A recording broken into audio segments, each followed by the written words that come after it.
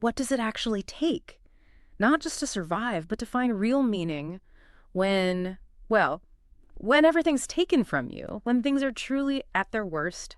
How do you possibly keep going? That's really the heart of Viktor Frankl's work, Man's Search for Meaning, isn't it? It's so much more than just his story from the concentration camps. It's this incredible look into the human spirit, its capacity to find purpose, even in truly unimaginable situations. Right. And his insights, they really give us a kind of map, for how we can deal with suffering or that feeling of meaninglessness in our own lives. Absolutely. And Frankl makes this powerful point that even when, external forces strip away everything, freedom, possessions, even people you love, the biggest fight is holding on to your inner self. But how do you do that when you're facing that level of loss? It feels almost superhuman. Well, what's so compelling is Frankl's core idea. Yeah.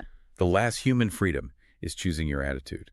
No matter what's happening to you, it's about how you consciously decide to respond. That inner freedom, he says, they can't take that away. Think about the prisoners he saw who just gave in to despair. They often died quicker, and it wasn't always just starvation. It was hopelessness, a lack of hope. Their inner choice had real consequences. That story about the young woman finding comfort in just a single blossom on a tree outside her window, even knowing death was likely near. It's just, exactly. It shows how even the smallest choice, that conscious shift in focus, can give you this incredible inner strength. So really embracing that choice, it builds a kind of resilience inside you that circumstances can't touch. That's the idea, an unshakable core. But what about when that strength fades? Because of the sheer uncertainty, that provisional existence, as he called it, when you can't even imagine a future. Ah, yes, the provisional existence of unknown limit. That's where he saw this danger of the existential vacuum, this profound emptiness, this feeling that nothing matters. It manifested as what some called give-up-itis. Give-up-itis, yeah. So the question becomes, how do you fight that feeling, that total futility? And Frankl had an answer for that, right? Something from Nietzsche? Precisely. He who has a why to live for can bear almost anyhow.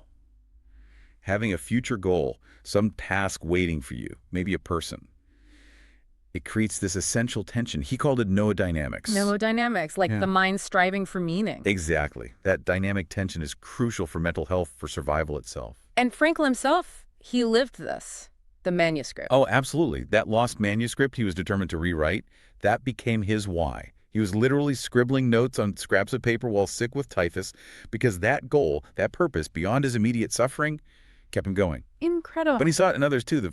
The scientist needing to finish his books, the father desperate to see his child again. That was their why. So finding and really committing to some future purpose, it acts like a lifeline.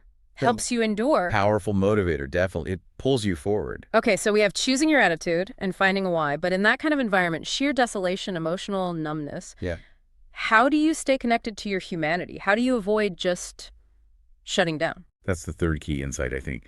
Frankl realized meaning isn't just found in doing things like work or creation, but also deeply through experiencing things like beauty, maybe in nature or art, or perhaps most powerfully through encountering another person, through love. Love, even when separated. Especially then, he found that love transcends the physical. Its deepest meaning is in the spiritual connection to the beloved. Like when he would have silent conversations with his wife in his mind, not even knowing if she was still alive. Yes, that inner connection sustained him. And think about the prisoners moved to tears by a sunset glimpsed in the barracks window or someone managing to play a bit of music. Little moments of grace. Tiny moments, but profoundly meaningful. They nourish the inner life, offer comfort, meaning, even when everything outside is bleak. So these lessons, choosing your attitude, finding a purpose, embracing love and meaningful moments, they aren't just historical footnotes. Not at all. They're really blueprints for us, for navigating our own challenges, whatever they may be. So for you listening, maybe take a moment. Which of these ideas hits home for you right now? Where can you consciously choose your attitude today? What's your why that keeps you going? And Frankl left us with such a stark, powerful reminder, didn't he? About human potential. He said, man is that being who invented the gas chambers of Auschwitz. However, he is also that being who entered those gas chambers upright, with the Lord's Prayer or the Shema Yisrael on his lips. Wow. It highlights that duality, that capacity for both immense cruelty and incredible resilience and dignity, and ultimately, the choice we always have.